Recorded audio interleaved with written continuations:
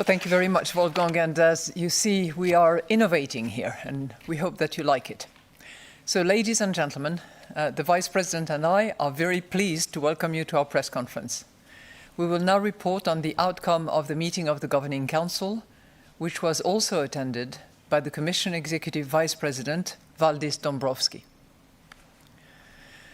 While the overall economic situation is expected to improve over 2021, there remains uncertainty surrounding the near-term economic outlook, relating in particular to the dynamics of the pandemic and the speed of vaccination campaigns.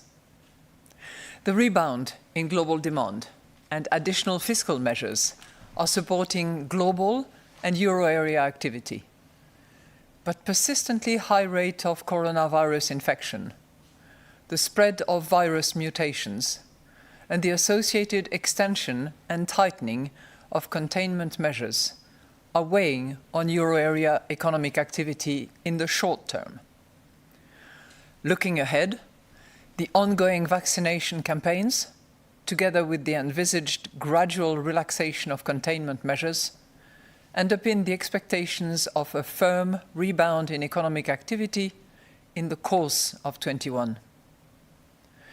Inflation has picked up over recent months, mainly on account of some transitory factors and an increase in energy price inflation. At the same time, underlying price pressures remain subdued in the context of weak demand and significant slack in labor and product markets.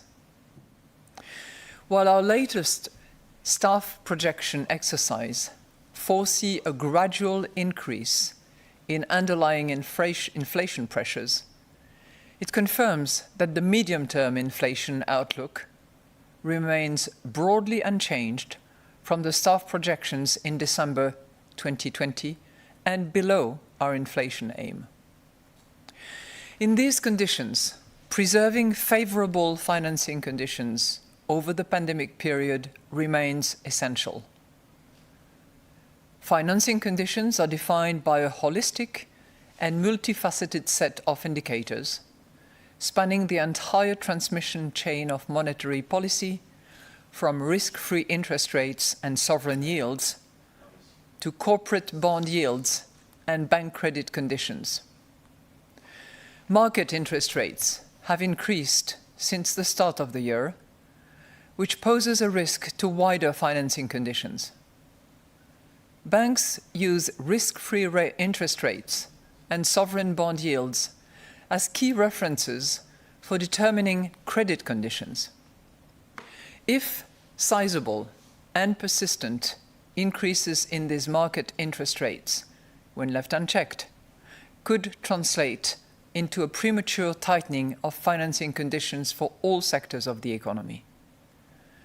This is undesirable at a time when preserving favorable financing conditions still remains necessary to reduce uncertainty and bolster confidence, thereby underpinning economic activity and safeguarding medium-term price stability. Against this background, the Governing Council decided the following. First, we will continue to conduct net asset purchases under the Pandemic Emergency Purchase Programme with a total envelope of 1,800 billion euros until at least the end of March 2022, and in any case, until the Governing Council judges that the coronavirus crisis phase is over. Based on a joint assessment of financing conditions and the inflation outlook, the Governing Council expects purchases under the PEP over the next quarter to be conducted at a significantly higher pace than during the first months of this year. We will purchase flexibly according to market conditions and with a view to preventing a tightening of financing conditions that is inconsistent with countering the downward impact of the pandemic on the projected path of inflation. In addition, the flexibility of purchases over time across asset classes and among jurisdictions will continue to support the smooth transmission of monetary policy. If favorable financing conditions can be maintained with asset purchase flows that do not exhaust the envelope over the net purchase horizon of the PEP, the envelope need not be used in full. Equally, the envelope can be recalibrated, if required, to maintain favorable financing conditions to help counter the negative pandemic shock to the path of inflation. We will continue to reinvest the principal payments from maturing securities purchased under the PEP until at least the end of 2023. In any case, the future roll-off of the PEP portfolio will be managed to avoid interference with the appropriate monetary policy stance. Second, net purchases under our Asset Purchase Programme, APP, will continue at a monthly pace of 20 billion euros. We continue to expect monthly net asset purchases under the APP to run for as long as necessary to reinforce the accommodative impact of our policy rates and to end shortly before we start raising the key ECB interest rates. We also intend to continue reinvesting in full the principal payments from maturing securities purchased under the APP for an extended period of time past the date when we start raising the key ECB interest rates, and in any case, for as long as necessary to maintain favorable liquidity conditions and an ample degree of monetary accommodation. Third, the Governing Council decided to keep the key ECB interest rates unchanged. We expect them to remain at their present or lower levels until we have seen the inflation outlook robustly converge to a level sufficiently close to but below 2% within our projection horizon, and such convergence has been consistently reflected in underlying inflation dynamics. Finally, we will continue to provide ample liquidity through our refinancing operations. In particular, our third series of targeted longer-term refinancing operations, TLTRO, remains an attractive source of funding for banks, supporting bank lending to firms and households. Preserving favorable financing conditions over the pandemic period for all sectors of the economy remains essential to underpin economic activity and safeguard medium-term price stability. We will also continue to monitor developments in the exchange rate with regard to their possible implications for the medium-term inflation outlook. We stand ready to adjust all of our instruments as appropriate to ensure that inflation moves towards our aim in a sustained manner in line with our commitment to symmetry. Let me now explain our assessment in greater detail, starting with the economic analysis. Following the strong rebound in growth in the third quarter of 2020, euro area real GDP declined by 0.7% in the fourth quarter. Looking at the full year, real GDP is estimated to have contracted by 6.6% in 2020, with the level of economic activity for the fourth quarter of the year standing 4.9% below its pre-pandemic level at the end of 2019. Incoming economic data, surveys and high-frequency indicators point to continued economic weakness in the first quarter of 2021, driven by the persistence of the pandemic and the associated containment measures. As a result, real GDP is likely to contract again in the first quarter of the year. Economic developments continue to be uneven across countries and sectors, with the services sector being more adversely affected by the restrictions on social interaction and mobility than the industrial sector, which is recovering more quickly. Although fiscal policy measures are supporting households and firms consumers remain cautious in the light of the pandemic and its impact on employment and earnings. Moreover, weaker corporate balance sheets and elevated uncertainty about the economic outlook are still weighing on business investment. Looking ahead, the ongoing vaccination campaigns, together with the gradual relaxation of containment measures, barring any further adverse development related to the pandemic, underpin the expectation of a firm rebound in economic activity in the course of 2021. Over the medium term, the recovery of the euro area economy should be supported by favorable financing conditions, an expansionary fiscal stance, and a recovery in demand as containment measures are gradually lifted. This assessment is broadly reflected in the baseline scenario of the March 2021 ECB staff macroeconomic projections for the euro area. These projections foresee annual real GDP growth at 4% in 21, 4.1% in 22, and 2.1% in 23. Compared with the December 2020 Eurosystem staff macroeconomic projections, the outlook for economic activity is broadly unchanged. Overall, the risks surrounding the euro area growth outlook over the medium term have become more balanced, although downside risks remain in the near term. On the one hand, better prospects for global demand, bolstered by the sizable fiscal stimulus and the progress in vaccination campaigns, are encouraging. On the other hand, the ongoing pandemic, including the spread of virus mutations, and its implications for economic and financial conditions, continue to be a source of downside risk.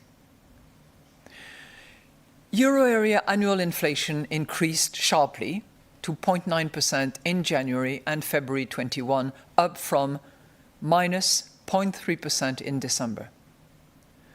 The upswing in headline inflation reflects a number of idiosyncratic factors, such as the end of the temporary VAT rate reduction in Germany, delayed sales period in some euro area countries, and the impact of the stronger than usual changes in HICP weight for 2021, as well as higher energy price inflation.